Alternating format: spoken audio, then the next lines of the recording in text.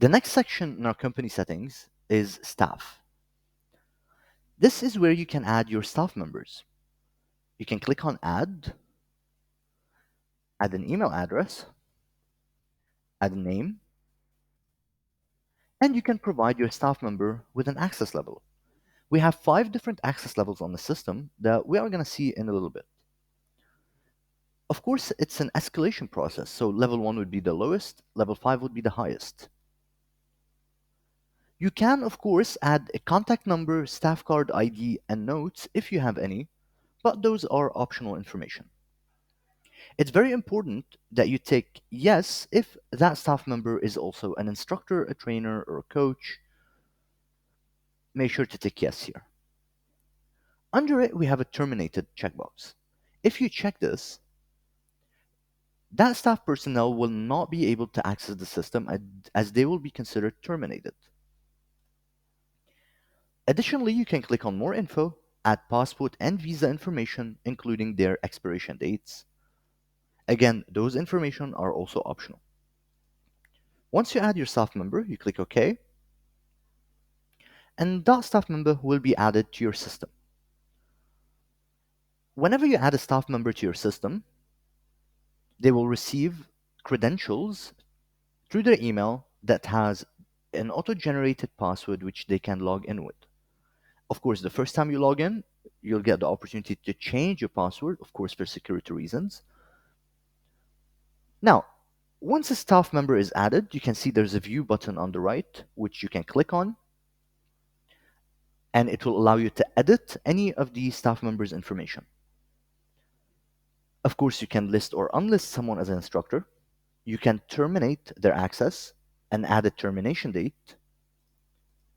You also have an option to delete the user if you want to, but it's not very recommended, so it's always better to terminate as that staff member might have financial reports or attendance reports in the name, so terminate, do not delete. Now, if someone might have forgotten their password, you can always click on reset pass and send email, click OK, and they will receive a new password to be able to log into the system.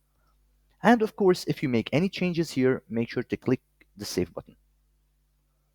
If we move a little bit downwards, as you can see, we have the staff member's name and it says pay rate. This is where you can add the payroll for your staff member. Let's add a payroll for this one.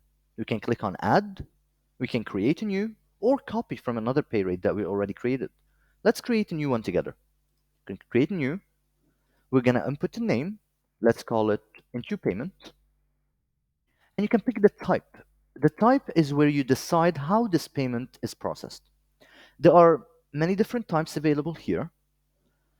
Now, everything other than a monthly salary needs to be allocated to its class or private session.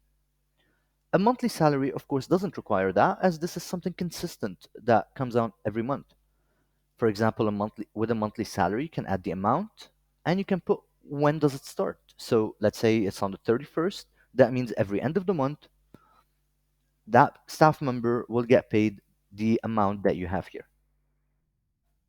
But you have other types as well, like fixed rate. Fixed rate, for example, is counted per class. So if this person gives 5 different classes, then they will get paid 500. You also have a per head, which can be divided into flat rate or a percentage. So there are a lot of different options. Of course, the last two are dedicated for private sessions. It does say PT next to them. And there's an info button that will give you more information regarding each pay rate type.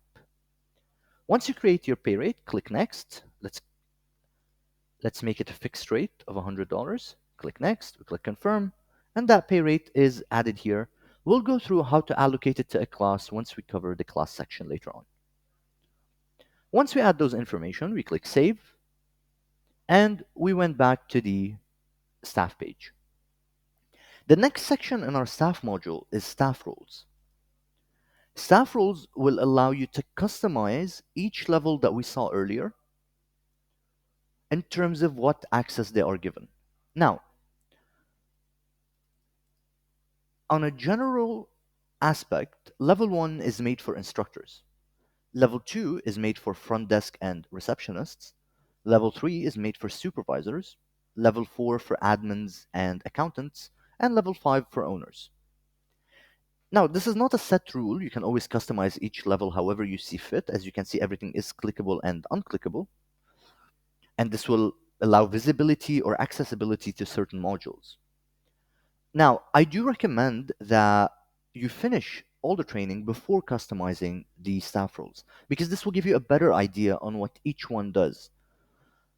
As you can see, if I go down to company settings, you can see that from previous videos, the basic business settings, staff, branches are only accessible by level 4 and 5. It is self-evident if you watch the previous videos. However, if you did not, you would not recognize them. So always finish the training, then come back and customize your staff roles.